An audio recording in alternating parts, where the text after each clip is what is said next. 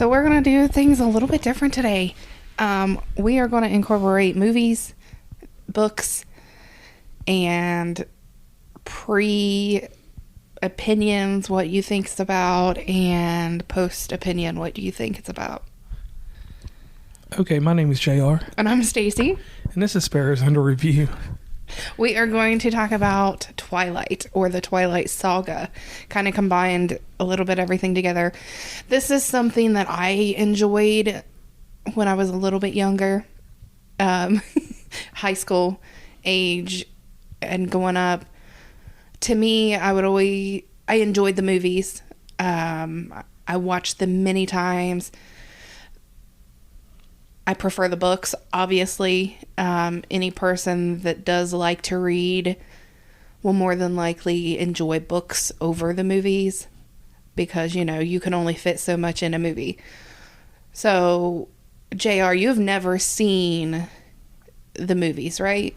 I have not been involved in any of this. But one thing I need to add in here, there's a reason that will make this make sense. In 2008, I would have been graduating from college. Okay.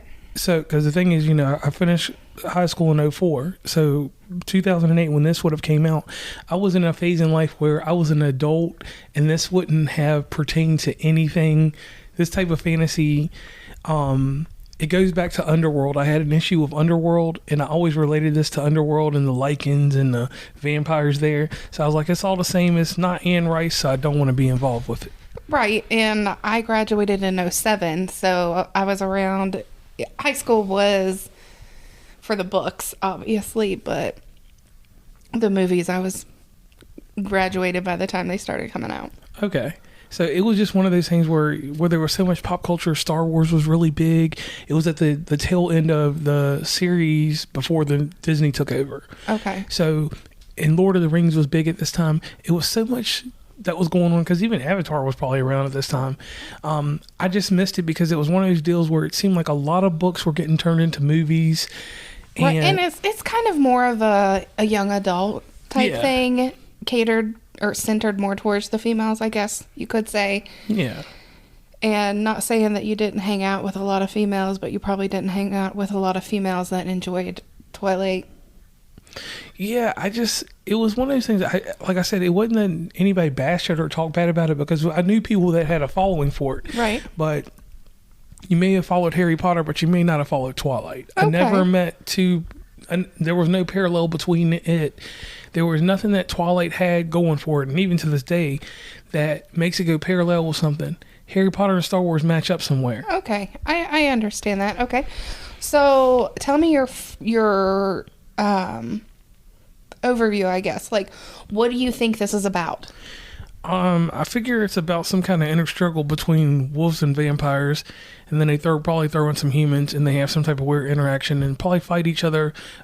Said wolves and said vampires. Now, we have talked before, so I've explained a little bit to you. You do know Team Edward is the vampires, and Team Jacob is the werewolves. Right. Probably not by name, but the one thing I will say is that when I think it was Breaking Dawn 1 and 2 were at the end, okay, there were a lot of commercials for it, and the physics of this, there was always these minor attack scenes when they were coming out on DVD, so it looked like they moved in slow-mo or right, and that's one thing that I will say, that's the only thing I can recollect about it. It was like it kind of had like a Matrix type feel to it, and I was kind of like, I was drawn to it. And then once again, and I have to give this to USA Network. USA Network used to, at the holiday times, do a very good deal with Harry Potter and Twilight, running them in a parallel. Right. But when that was running at the same time, TNT will be running Star Wars, so I'm going to go to Star Wars before the other two. Right. So I have a confession, I guess. My dad is big into vampires. We both know that. He enjoys vampire movies, more of the... What do I want to call him? Like, who's the one that wrote the Dracula books? Bram Stoker wrote he Dracula. likes those type of vampires. And then Anne Rice did the other stuff like Queen of the Dam and a lot more of the stuff that's on. Okay. But he enjoys the... I don't want to say real because that's not even the case. more realistic vampires, I guess, and the Twilight vampires are more fictional, and it completely takes you to a different area. Like, you gotta pretend you have no thoughts formed when it comes to thinking about vampires when you go in to watch this movie. But I didn't want to watch the movie at first. Why? Because it was about vampires. Like, what kind of freaking movie is going to be about vampires? Why am I going to enjoy that? But my dad found it. He's like, there's this new movie about vampires. I want to watch it. I'm like, okay. We didn't know anything about it. Didn't see any previews. I don't know. I might have been even searching for a movie that had vampires in it, and this popped up. But me and my dad sat there and watched it together. And he'll still watch these movies. Like, it's not like he's going to go out of his way to watch them. But if they're playing on TV and there's nothing else on, then he'll let it play. Does that make any sense? Yeah, and I wanted to add this in here. I think what my initial thought about this whole Twilight series, it goes back to Underworld. I felt like it was a teenage version of Underworld, minus the violence. Okay. Because, Underworld got some real violence in it. Right, and you don't see a whole lot of violence in these movies. Right, but the parallel with those two movies is the wolf and vampire, or Underworld people. The wolf and vampire parallel is the only thing that draws them together. Right. And if you're somebody that's not centered around this, like you said, even about yourself, you kind of would probably draw a comparison from that and from what you see in previews. And I will say this, I have seen every trailer for all of these movies. Right.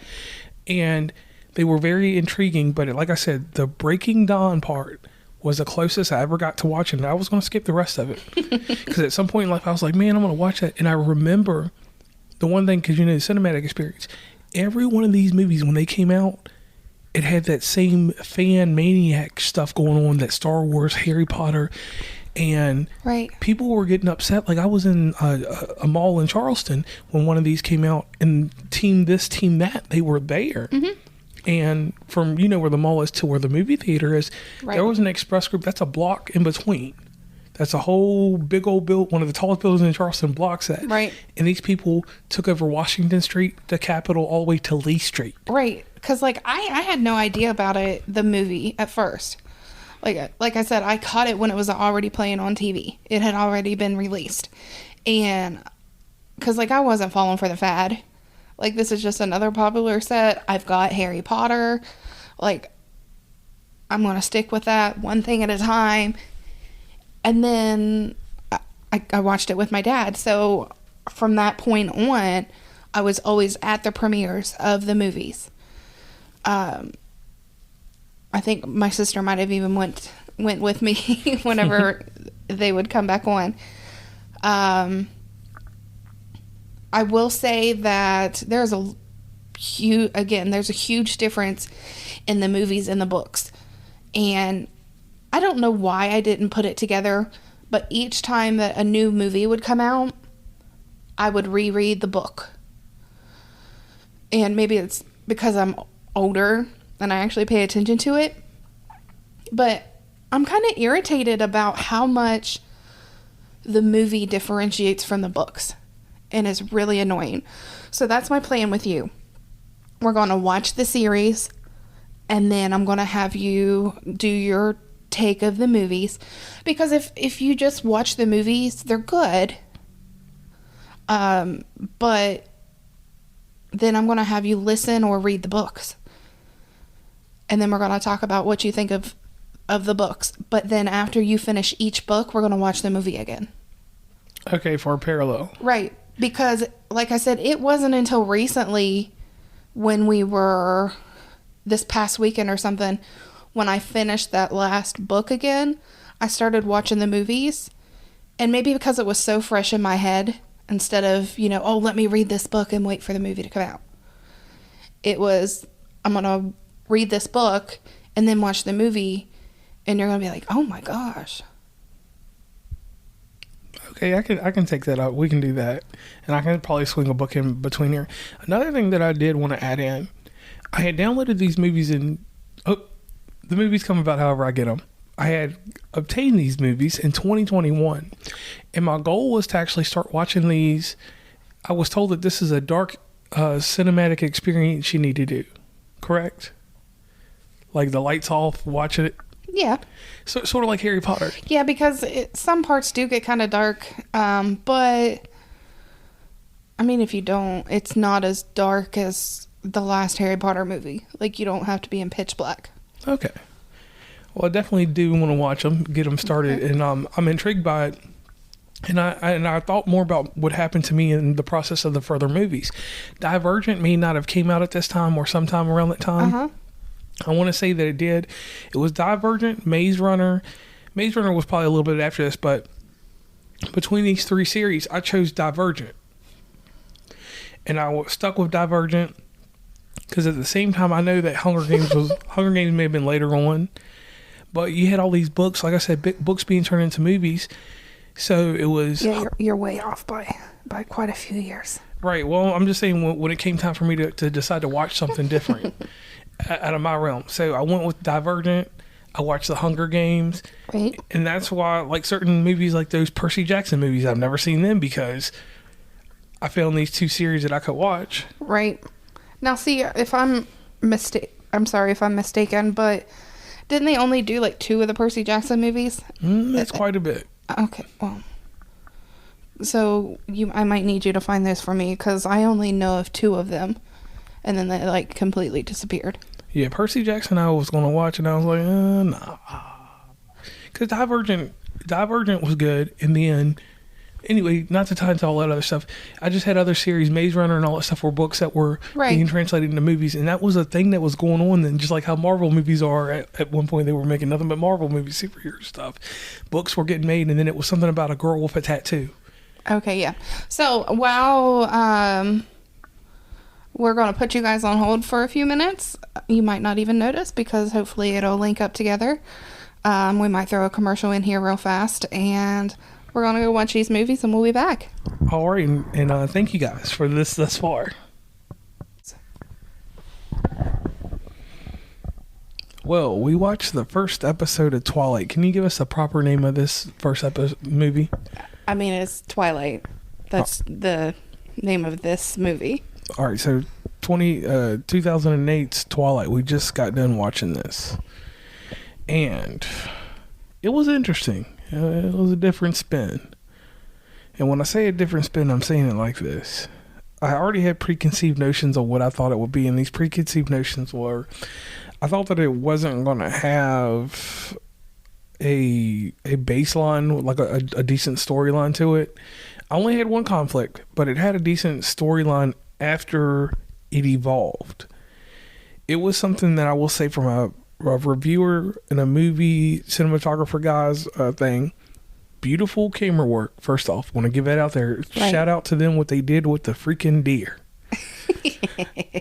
Let me say that it was a good tie in there, wasn't it? Like, you didn't know what was going on at first, but once you got into the movie, it's like, oh, okay, that makes sense. Right. And then especially the story behind the deer later, like you said. Yeah. But what happened to the deer after the deer got to its certain point? Met its maker. Yeah. Well, yeah.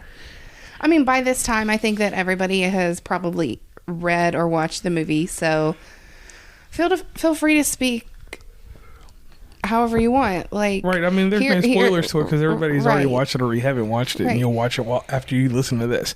So a vampire gets a deer. Deer gets tore up, and I kind of conflicted because I didn't know why that happened. Right. I found out later why it happened. Right. You get thrown into a story with this young lady. I'm going to call her Bella. She has a full Isabella name, but some issues with the mother meeting a baseball player, and we all know how minor league baseball players are. They're always traveling and things like that. So realistic portions in this movie get a 5 out of 5 for me because it played very parallel. We get a brief story of why she leaves Arizona to go with her father in Forks, Washington. Yes. And we get a small storyline on that. Key thing inside this movie is scenery. You have to pay attention to where they go, why they go. You pointed Right. It's the little things that I'm just like, oh, you got to pay attention to this right here. Because I know that this isn't necessarily one of your top movies, and I know you wouldn't pick it out of a hat to watch intentionally. So there were a few things where I'm just like, oh, hey, pay attention to this. Watch your surroundings. Make sure you're paying attention to the people around them. Like, it's the small things, and they're good with that. And I can agree with that. So let's get into my gripes. Is that fine? Overall experience. It was different. It wasn't my normal cup of tea. Right. But would you say it's good for what you know of it so far? I want to say it's a decent showing. Okay. It will make you. It's one of those type of movies that make you want to watch the next movie. Okay. Because it left on a cliffhanger. Right. And that's one thing that's always with me. A compelling story with a cliffhanger, I want to watch the next thing. So basically, it is 7 vampires that are vegetarians. The way that you know that they're vegetarians is because their eyes are a goldish color. Okay. When they're thirsty or hungry, their eyes will turn black. So let's go into the first meeting, like the biology class. When she sat down beside of him, your first comment was, "What's wrong with him?" Yeah, because dude was acting a little weird. Right, and that's the complaint I have about the movies, is not knowing from your perspective anything that's going on and why he acted like that. I feel like it needed to give a little bit more dialogue. You'll find out later on in the other movies and stuff like that. But when the fan was blowing, her scent went in his direction. So basically he's smelling her and her blood and all of that stuff that's running through her body. Right. And he's very attracted to it, on top of wanting to drink her blood. Okay, so and see that's the thing. Like, that was my main gripe in the movie. I understand that we got, since you explained that portion, right. But that portion, even watching it, was not. I did not get that until you even said it now. Right. That was my main gripe, because it was like it was a quick instant attraction, and it got real awkward. Right. Because we're used to, from normal movies, like normal person to person interaction. Like, oh, okay, it explains why they like each other. Yeah, something that would explain it, and nothing explained it. And when it did that, it just kept going. It didn't worry about that. It did this whirlwind romance so quick. Right, and it was very quick. It made you feel like this happened in a span of 3 days. Right. Maybe 4. But it was very fast. Yeah, really fast. And the supporting cast, I was really excited to see Anna Kendrick. I didn't know that this is where she got her start at. And then, I hate to say this about her, she plays the same character in everything she does. She's another Jason Statham and another Jason Momoa. I hate the way that some of these casts are portrayed. Because once you are able to sit down and listen to the book, you're going to understand my irritation. Like, I appreciate that they kept Mike and Jessica together, but what they did with Angela and what was his name? Eric? That ain't supposed to happen. Okay, so they just dramatization for a movie. Right. Like, they completely cut out certain characters that were kind of, to me, important to the book. And I feel like the screenwriter for the movie didn't necessarily invest herself or put a lot of thought into the book. And I'm very surprised that Stephanie Meyer allowed it to come through like that. Like I said in the first part, there's a huge difference between the movie and the book, and a lot of it is a major difference, like your explanation. I know it's hard to portray Bella's thoughts into a movie, and hopefully this talk of a Twilight series is going to come true, and maybe we'll get a little more details. That's what I'm excited about, and kind of, I think, why this is coming up again. Now, for me, as a person that watches movies constantly, here were the lackluster elements for me. it seemed like character development was truly rushed in the area of the high school friends, because we got the characters and it, it was smooth, but we're thrown right into prom. We don't have a fancy build up, and there's no, even though they don't like the McCullens, there's no build up to Cullens. say McCullens or Cullen. Just Cullen. Cullens. There's no reason, like they don't give me enough explanation of why that the high schoolers. I understand the tribal people. They don't dislike the Cullens. The Cullens are new students, kind of. I might have been there for a year or two. Or they started the year before. But they don't associate with them anybody. They keep to themselves. And that's the big point that's kind of missed in this. It makes them look like outcasts because nobody likes them. But they're outcasts because they don't want to have any incidents and kill some people. Okay. Because it kind of leads back to the other group of vampires. The 3, you'll notice that their eyes were red. Right, they was on a hunt. That's because they were drinking humans and not animals. Them European ones was out there running amok in this movie. You're right. They killed Santa. They killed the guy that portrayed Santa. Santa in his butt crack. Yeah, like they killed him, and that's another thing. Like, because I go full round it. There was no explanation on, like, their killings were random. They are, and they were so random that I wanted a storyline with them. I don't know why. Maybe because I watch other stuff that ties it in. Their killings were meaningless, and that's the whole point of vampires. The vampires that drink human blood, they're just random. Whenever they're thirsty, they're going to grab somebody. There's no rhyme and reason behind that group. Now, once we get further into, what is it? I don't know if it's the second one or the third one. It'll kind of give you an explanation as to some vampires' reasoning to why they choose certain people. Right, and I listened to some of the dialogue, so I believe that there may be, and this is just an assumption, I believe that there must be some type of order or type of council somewhere. Mm-hmm. There has to be a group of people, because I noticed some comments from the one that passed away, that was killed in this. The certain dialogue between him and his people, okay. Yeah. I caught something. I was like, there must be an order, or because that's what we would call it, like Jedi order. Okay. There's got to be some type of council. Like, I can't answer these questions because right. I'm not going to give them away. Yeah, I don't even want to answer, but I'm just giving you my assumptions. Okay. So I figured that there is a divide. Like you said, when you explained to me the vegetarians and the human ones. Yes. So since there was a divide, I was like, there's got to be a governing body, like just like in real life. So I was thinking to myself that something's going to go in depth at some point.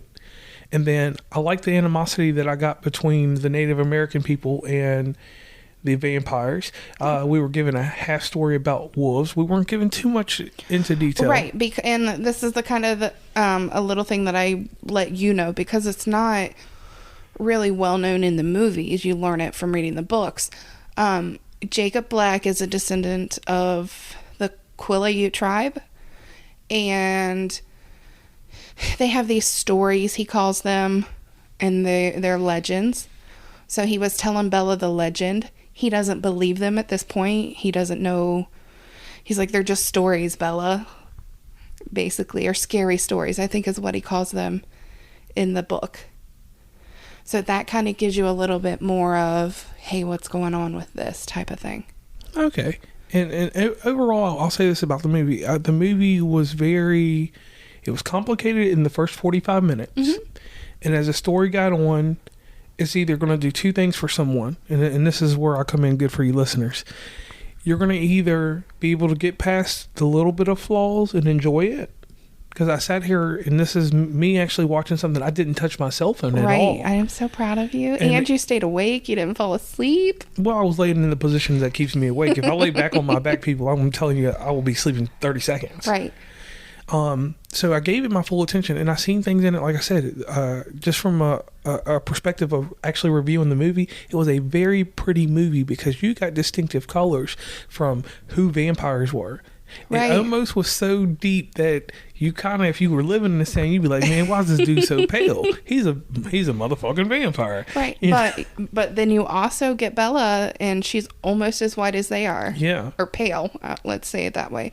She is almost as pale as they are. Yeah, and that was interesting. And the way that the doctor, the father that's a doctor, the way that his character was very polite and moved through town, he didn't make you want to arouse any type of suspicion on what they're doing out there living in that rich mansion that they have. Right. And that's the thing. They all stay out of trouble. You can see things like Alice. You learned that she has visions. Right. That was exciting. She saw that Bella was going to become a vampire. And those are small things that you have to learn from the book. If you have not read the book and you enjoy the movies, I need you to go buy the copy, go borrow one from the library, call your friend, or download the Libby app and borrow it from your library and listen to it on audiobook. Right, and as soon as I get me some headphones, I'll definitely start listening. So the intriguing thing is how this movie ended. Yeah. This movie ended with a nice tight cliffhanger. We were able to find the girl that's going to get revenge somewhere. Yep. I could tell. So you're skipping a little bit for yourself. There was a baseball game. Dude is a tracker. I don't know that it kind of explained that to you. A tracker is basically you find someone that you want to, that you have to have, you have to kill. It's a hunt, basically. And he wanted Bella because Edward was so protective of her. And their only option was to kill him. Right. Tear him apart and burn the pieces. They say is the only way to kill a vampire within the Twilight series. Right. It ain't no stake through the heart. Right. Nope. None of that stuff. And ain't no Bram Stoker stuff going on in this. So what'd you think about the sunshine part?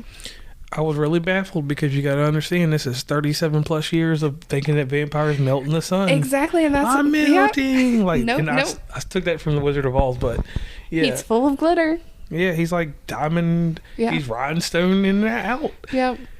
So overall, being as open as I am to an older and wiser, I can say this: I'm glad that I see it now and the wealth that I can now. Right. At a younger age, I would have turned this movie off. Because that first 15 minutes of the movie, you're not getting explained a lot of things. Right. And if you have no carnal knowledge, it's just like watching certain other movies. Right. And the part I enjoy in the books is Jessica explains the Cullens. Like, she explains what's going on a lot better than they do in the movies. And I know, like I said before, it's a whole lot of information to put into a movie, but they could have shown some better time jumps or included that small important stuff to make it make sense to you, Right. without me having to explain everything.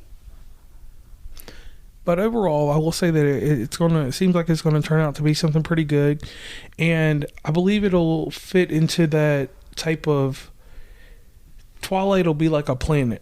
It's not going to be like a universe for me. Right. And I can, and anybody that knows that, you can go reference an episode that happened not too long ago to understand what I'm saying with this.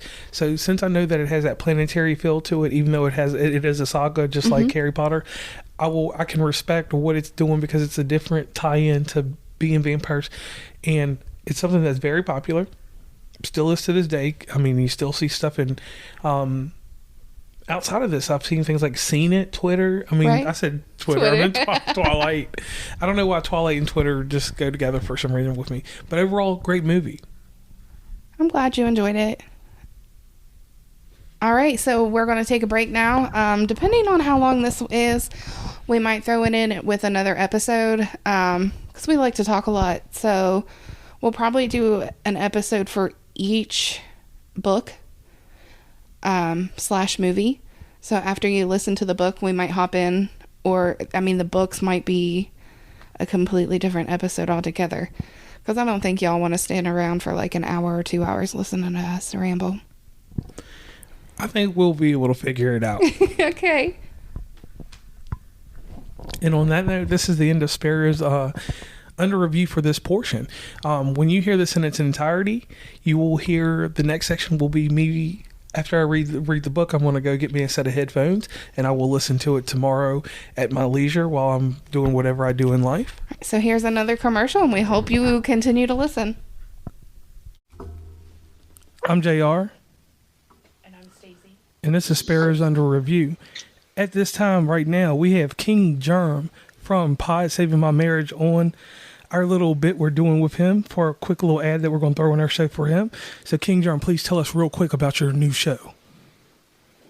Thank you, JR, for calling me. Well, as far as my new show, it's kind of same as the old show. If you're not familiar with the old show, we was previously known as a Procast, but we did some rebranding, and now we're showing people how Pride saved our marriage. It's basically, think of all your TV couples.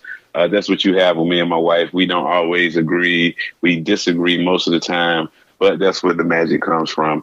You can catch us every Friday on all DSPs. And hopefully you will come and listen and get entertained by us, and so we can show y'all how we are saving our marriage with podcasting. I can feel it coming in the air tonight. Oh, Lord. You ain't putting none of that in anything. Oh. Well, everybody, I'm JR. And I'm Stacy. And man, I just gotta tell you, this has been sort of like a burning, churning type thing for me. I don't read.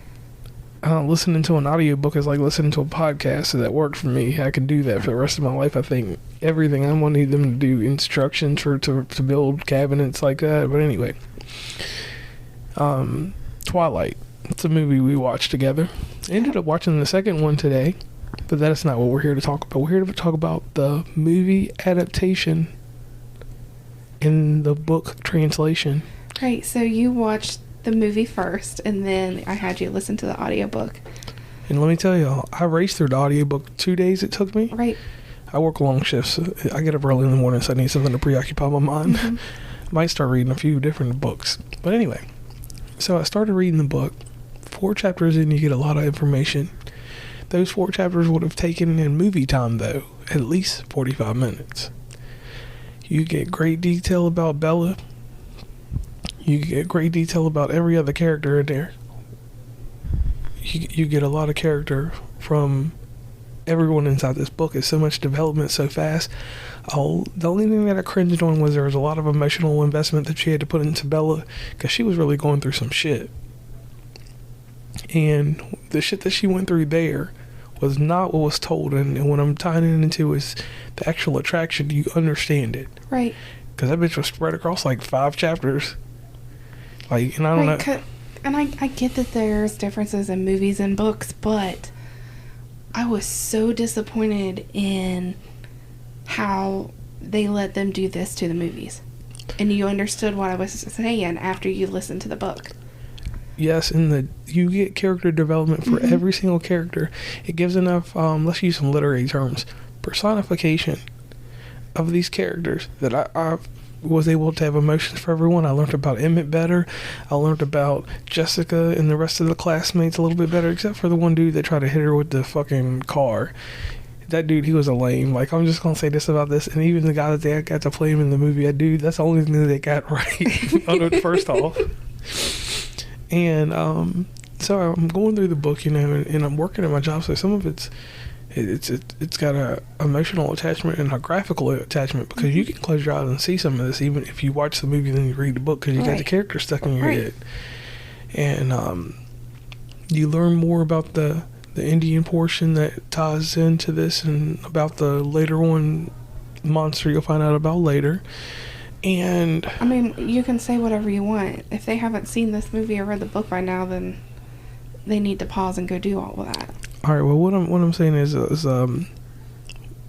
Edward. You learn way more about him and about his family, and it goes into such great detail that you understand the Doctor even better. You get him in such a great element, and it's just like, you feel really good about them being vegetarians, which that means they just eat deers and shit. They probably should just eat. Yeah, they probably suck the blood out of bears too. They probably took the blood out of the bears. Animals. That's the difference. The vegetarian lifestyle in Twilight are those that drink the blood of animals instead of people or humans. And going a little bit further into it, when everything happens at the baseball game. The baseball game was way more detailed and had more it had more of a story behind it. Like, it made sense, and then how... So basically the movie is rushed. Like, it's really super rushed, and it kind of makes Bella out to be the villain. Right. In your own sense. Or kind of not intelligent. Right, the way the movies play out towards this book, this has to be the worst. And I want to say this because I've gone all the way back. I told Stacey a story about 20 Leagues Under the Sea, so you know I read the books back in the day and everything. This has to be the worst adaptation, this first movie. The second one I don't know yet because I ain't got the book yet. It happens fast, too. All of these movies are super fast. Watching them, you think that they met one day, he took off for a little bit, came back the next day, and then they fall in love, and this happens and that happens, and it's all, like, in a very short span. Like, I get that you can't put that within a movie time frame that you need to, but I feel that there was just, like, smaller, important details that they should have put in these. It's a lot of intricate stuff that ties in certain things and certain things that I have cardinal knowledge of that I had no idea about. Right. It was one mystifying thing of the opposition vampires, the three, to the Cullens family. We get a story that I still don't believe was told in the movie about is her name Anna? Alice and James, the evil vampire. I'm gonna call him Christian from WWE because that's what he looked like on the movie. He did look like Christian for real. I'll have to show you a picture with the long hair. But anyway, and then that fight between him and Edward, it is so vividly detailed. The killing necessarily is not. Because we know how it goes down. The book, that's one thing, the precision of how they're killed and things like that, they precise on that. The ballerina portion were there two totally different... Right. Because, like, that's the thing that bothered me. Again, there's a lot of stuff that bothered me, but you have Alice and Jasper and Bella at a hotel, and they leave in the movie. But in the book, they're at the hotel and then they go to the airport because she knows that she can't make a set plan because Alice will see what happens. So she kind of has to work around it. And I feel like that detail was kind of needed in the movie. Like, let me explain Alice's gift. And Alice's gift, like you said in the book, it was explained in a very vivid, it was very descriptive in how she could see things, and everybody's certain little things were. Right. And in the escape portion of this with Bella, you learn more and you become more sensitive to Emmett. Because he's got kind of very caring and deep. He's got what I call a comfortable nature. Right. It's that brotherly love going on there. Right. So it explains why they consider themselves a family, where you don't get that in the movie. True. So as my first review of a book, because I ain't never reviewed a book except for the reports we wrote, which we were all book reviewers when we were younger. The book was very excellent in its execution. The problem that happened to me is if I had read the book prior and watched 45 minutes of this movie, I would have never watched the rest of these movies. Right. Why do you think I chose this order? Watching the movie and then you can listen to the book. Right. And I tell anybody, on audio book, no matter what speed you read these books can be about a 2-day venture. If you do it we right. do it like on 1.5 or something, right? Yeah, I do it on 2 because I'm a fast. So you're probably missing some details. I'm not missing nothing. Whatever. I hit it on that 1.5. No, it's like 1.75 I hit, I think. It ain't 2. But anyways. The thing is, great series starting off. No, key thing that I will have to say here real quick, I have actually read the Divergent series and stuff like that. So comparing it to a series, it's a little bit more catchier than Divergent, but Divergent was still cool. We might need you as a sponsor one day, but I will say, as complex as it is, it's very good, because it was easier to read this than you trying to ask me to actually read a Harry Potter book. Right. So I guess on that note, this experiment has been very uplifting, using a lot of senses. I will say that. Right, and I enjoy this because, like I said, I recommend watching the movie, listen or read the book, and then go back and watch the movie again. Because each time you go back and you watch the movie, it makes more sense because you're able to fill in the different blanks that you were able to learn about in the books. And I wholeheartedly agree with that.